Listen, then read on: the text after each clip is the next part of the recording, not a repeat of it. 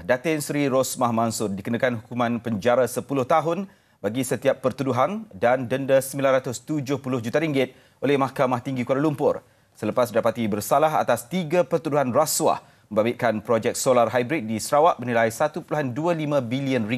Hakim Muhammad Zaini Mazlan bagaimanapun membenarkan hukuman ditangguhkan sehingga tertuduh mengemukakan rayuan.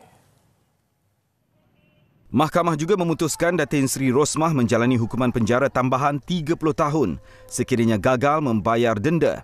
Ini adalah denda tertinggi pernah dikenakan terhadap mana-mana pesalah mengikut Akta Suruhanjaya Pencegahan Rasuah Malaysia SPRM.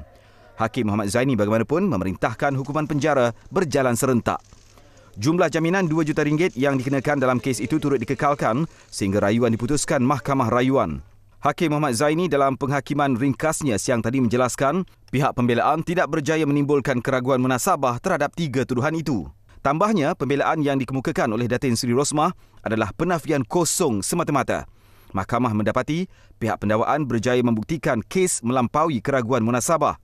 Selepas menjalankan penilaian maksimum, Mahkamah mendapati tertuduh gagal untuk menyangkal pertuduhan rasuah yang dibuat mengikut Seksyen 50/1 Akta SPRM.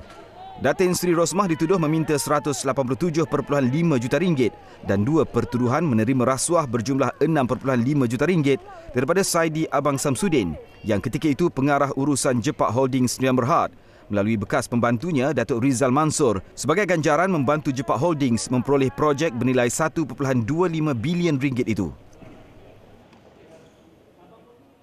Dalam pada itu, suasana suram menyelubungi Mahkamah Tinggi apabila Datin Seri Rosmah menangis ketika memaklumkan Hakim Muhammad Zaini beliau tidak bersalah kerana tidak pernah terfikir untuk menggelapkan wang negara. Datin Seri Rosmah yang kelihatan begitu emosional ketika merayu meringankan hukuman berkata beliau adalah mangsa dalam kes berkenaan kerana tidak pernah meminta rasuah.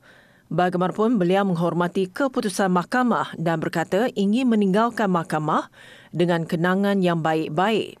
Sementara itu, pasukan pembelaan memaklumkan akan mengemukakan notis rayuan terhadap keputusan Mahkamah Tinggi itu.